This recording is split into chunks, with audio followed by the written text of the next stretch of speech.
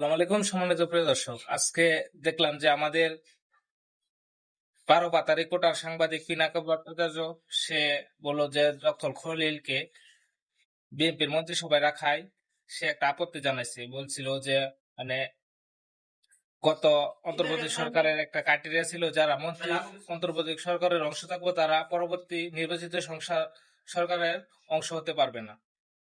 এই যে ধারাটা এবং এই প্রতিজ্ঞাটা সবার আগে এনসিপি কিন্তু ভাঙছে। কারণ আমরা জানি যে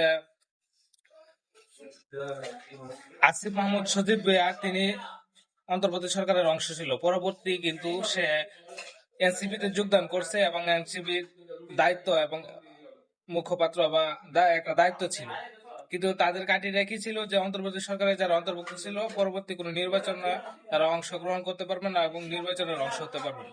কিন্তু এই যে দেখতেছেন ১২ বার তার এই যে পিনাকি ভট্টাচার্য এই যার সন্তান তাকে নিয়ে কোনো প্রশ্ন করে না, কিন্তু ডক্টর খলিলের মতো এমন একটা বিখ্যাত লোককে এবং তিনি ছিলেন ডক্টর খলিল হয়েছে আজিজ গ্রুপ যে বাংলাদেশের সবচেয়ে বড় কোম্পানি এবং সবচেয়ে বেশি রেভিনিউ যার মাধ্যমে বাংলাদেশের ব্যবসা বাণিজ্য থেকে আসে।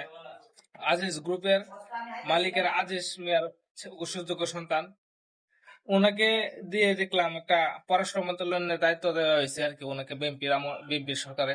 ওনাকে নিয়ে দেখলাম ওরা অনেকে সমালোচনা করতেছে, কিন্তু আমার কথা হচ্ছে যদি সমালোচনা করার প্রয়োজন তাহলে আসিফ মাহমুদ সজীব ভুঁইয়াকে নিয়ে তো সমালোচনা করা দরকার।